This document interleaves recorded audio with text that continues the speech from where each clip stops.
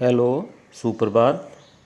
प्रिय विद्यार्थियों, मैं doctor Sohanlal, associate professor Hindi, government girls college Tiwari Mathania Jodhpur.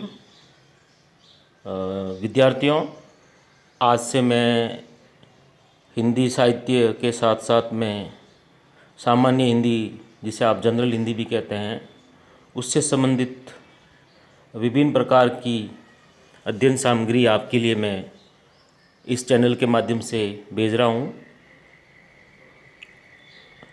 इसमें आपके विभिन्न प्रतियोगी परीक्षाओं हेतु महत्वपूर्ण जो टॉपिक होते हैं, जैसे विलोम शब्द है, पर्यायवाची शब्द है, वाक्यांश के लिए एक शब्द है, युग्म शब्द है, लोकोक्तियाँ हैं, मुहावरे हैं, पारिभाषिक शब्दावली है, इन सभी का मैं आपको वीडियो बना करके इस चैनल के माध्यम से भेजूँगा। तो आप जुड़े रहें और जो भी विद्यार्थी या अपने परिवार में विभिन्न प्रतियोगी परीक्षाओं जैसे कि ग्राम सेवक है, patwari, REET, second grade teacher, school व्याख्याता या अन्य कोई भी परीक्षा, आरएस, सभी में आपको ये बहुत ही मदद करेगा। तो मैं आज से सबसे पहले सरल श्रृंखला के रूप में सबसे पहले मैं आपको विलोम शब्द की श्रृंखला शुरू कर रहा हूँ। इसमें ऐसे ऐसे विलोम शब्द होंगे जो सभी प्रतियोगी परीक्षाओं में लगभग पूछे गए हैं और पूछे जाते हैं। कुछ नए शब्द भी आ जाते हैं जो आपको कहीं नहीं मिलते हैं, उसके लिए आपको शब्दकोश की सहायता लेनी पड़ती है। तो मैंने इस तरीके से ढूंढ करके आपको ऐसे विशेष शब्द जो परीक्षा में पूछे जाते हैं वो आपको भेज रहा हूँ। आप बोर्ड पे देख सकते हैं और उसका उच्चारण और उसका अर्थ जहाँ आपको आवश्यकता होगी मैं बता रहा हूँ। तो आप ध्यान से वीडियो देखें। सबसे पहले विलोम शब्द है आपका अंतरंग। अंतरंग शब्द है वो संस्कृत भाषा का शब्द है और ये है विशेषण है जिसका अर्थ होता है घनिष्ठ, या दूसरा अर्थ होता है शरीर का भीतरी अंग। तो यहाँ पर जो अर्थ है इसका विलोम शब्द आपको दिख रहा है आपको, अंतरंग का बहिरंग। अंतरंग का यहाँ अर्थ हो गया शरीर का भीतरी अंग, बहिरंग का मतलब हो गया शरीर का बाह्य अंग। तो अंतरंग का विलोम शब्द हुआ बहिरंग। उसी प्रकार शब्द है दूसरा अंतरिम।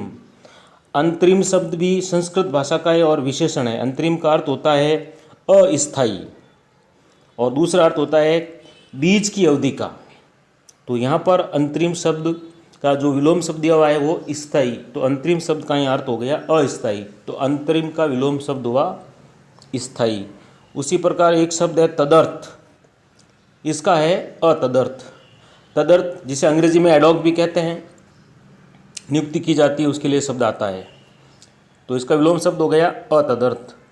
अंतर्धान चौथा शब्द है अंतर्धान। अंतर्धान ये संस्कृत का शब्द है और ये अव्ययी हैं। अंतर्धान का अर्थ होता है लोप हो जाना, यानी दिखाई नहीं देना।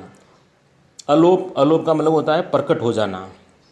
फिर है अंत्य, पांचवा शब्द है अंत्य। अंत्य का अर्थ होता है अंतिम सबसे, और इसका विलोम शब्द है आद्य। दोनों रूपों में लिखा हुआ है।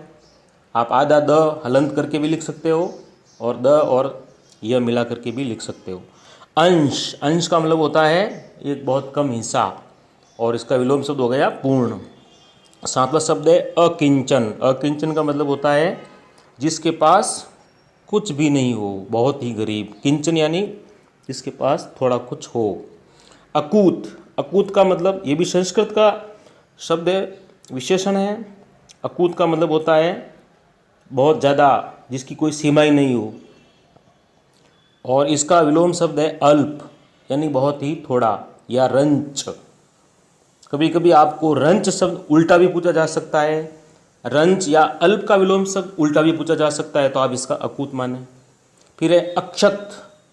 अक्षत का मतलब होता है समूचा, जो खंडित नहीं हो, विलोम शब्द हो जाएगा इसका क्षत। अगाध, अगाध का ये भी संस्कृत शब्द है और विशेषण शब्द है, जिसका अर्थ होता है गहरा, अथाह, अपार, और इसका विलोम शब्द हो गया गाध। गाध का अर्थ होता है छिछला, जो कम गहरा हो। अगोचर, जो दिखाई न दे, और गोचर जो दिखाई दे।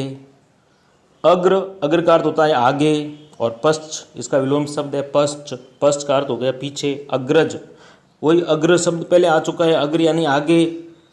और ज का अर्थ होता है जन्म लेना, जो आगे जन्म ले वो अग्रज यानी बड़ा भाई, और उसका विलोम शब्द हो जाएगा अनुज। अनु यानी पीछे, ज यानी जन्म लेना, पीछे जन्म लेने वाला यानी बड़े भाई के बाद में छोटे भाई का जन्म, इसीलिए अग्रज का विलोम शब्द हो गया अनुज।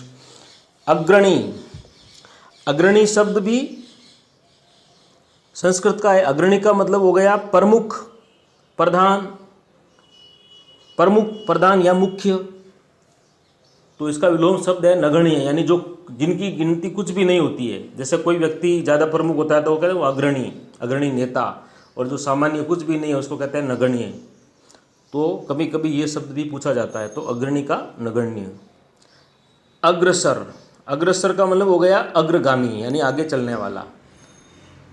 तो इसका विलोम शब्द है पश्चगामी, पश्च यानी पीछे, गामी, गामी यानी गमन करने वाला।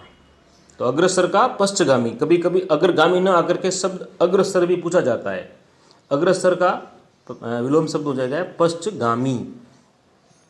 फिर है अघ, और अघ का अर्थ होता है पाप, और अनग का मतलब होगा पुण्य। अचानक, अचानक का विलोम शब्द होगा संभावित। अजनबी, अजनबी का मतलब जिसे अपन जानते ही नहीं है, तो विलोम शब्द इसका विलोम शब्द हो गया परिचित। फिर है अजीर्ण, अजीर्ण का मतलब खाना पचता नहीं है, तो विलोम शब्द हो जाएगा इसका पाचन। फिर है अज्ञेय, जिसे अपन जानते ही नहीं है, तो इसका हो जाएगा ज्ञेय यानी जिसे हम जानते हैं। अणु, अणु यानी परमाणु से भी छोटा अंश। परमाणु तो अणु से भी छोटा होता है, लेकिन अणु यहाँ अणु का अर्थ है छोटा अंश। और पूर्णांश यानी कि पूरा अंश, तो अणु का विलोम शब्द हो गया पूर्णांश।